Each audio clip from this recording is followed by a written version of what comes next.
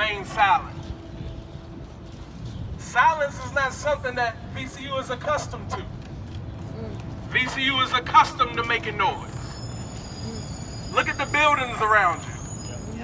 They are accustomed to making noise in black communities. Monroe Park is shut down.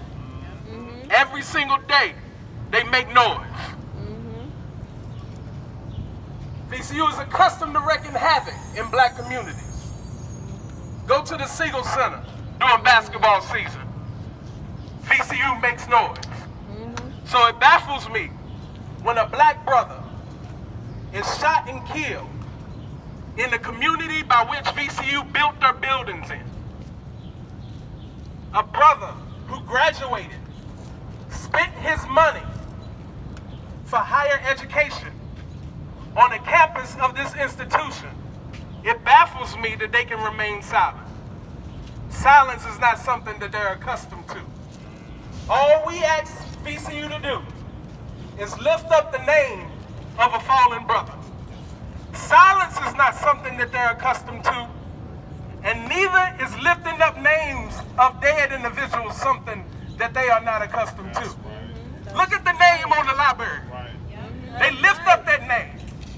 Every building you walk around on this campus is a name of a fallen individual. So VCU is accustomed to lifting up names of dead folk. All we ask for them to do is lift up the name of Marcus David Peters so that the city of Richmond can hear that the institution by which this brother graduated from is concerned. Is concerned because he did not display anything but something that which he was crying out help for. That's all. He was crying out help. He was crying out help. He did not need to die. He needed help. And so VCU, all we asking you to do on this day, from this day on, every single time we march, every single time we meet, every single time we gather, all we ask that you do is speak on behalf of Marcus David Peters and others who will ever face a gun pointed in their face, crying out for help and not death. Don't continue to be silent on matters by which you have never been silent on before. You are used to lifting up dead names. You're used to making noise. So let's lift up the name of Marcus David Peters and make all the noise that we can ever make for a fallen brother who is crying for help and not death.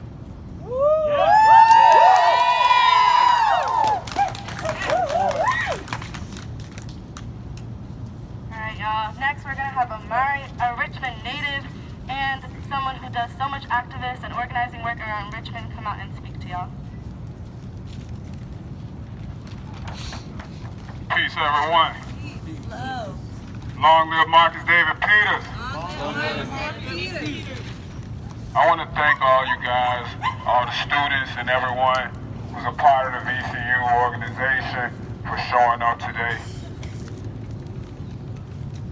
I can see Marcus is alive and well today as I look at all you guys standing here in support of that brother. You know, what indigenous people know all across the globe is that we never really die. We simply transition into a different form of energy. You know, when we're done with our earthly form, we transition into energy, the energy that I see here in front of me, the energy that all of us have possessed when we organize on behalf of that brother. We're here seeking justice and reformation of an unjust system that serves no one but the privileged. It was not the actions of a lone police officer that took place on May 14th, not far from here. The brutality and lack of concern for life that manifested itself that day here in this city where American oppression was birthed in the capital of the slave trade. It continues to exist in all of our public and private institutions in this municipal corporation labeled as the City of Richmond.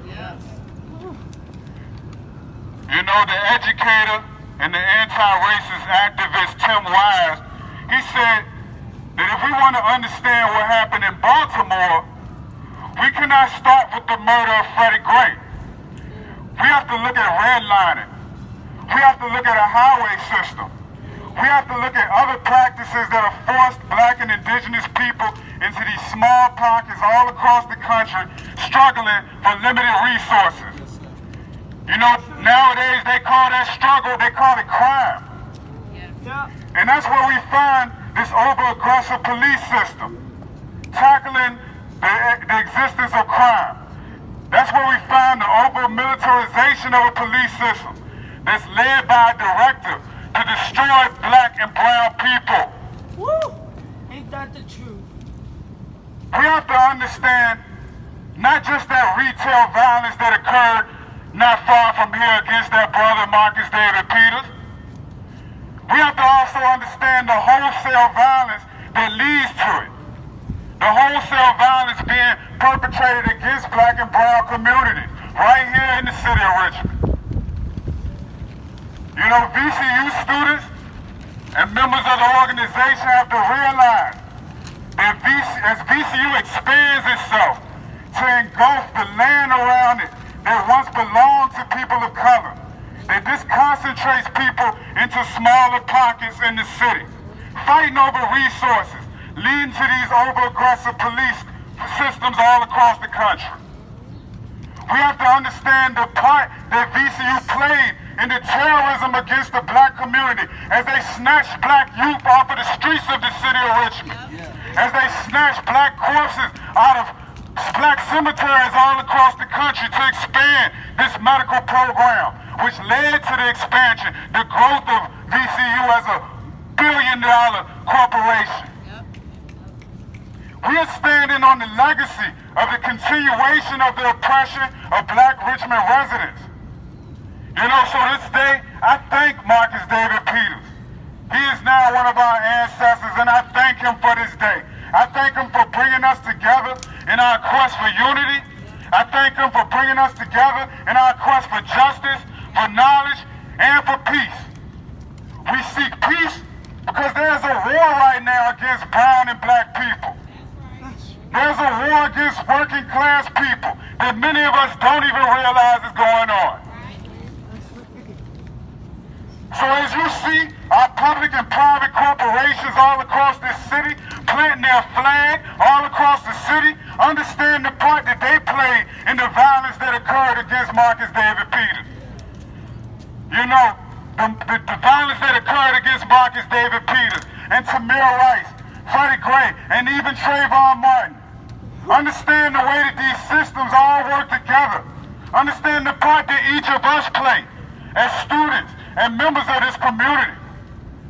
Because as Tim Wise, he also said, if we are not prepared to call the things that we see occurring that cause violence, if we are not prepared to call those things violence, if we are not prepared to call those things racism, then how are we ever going to solve it?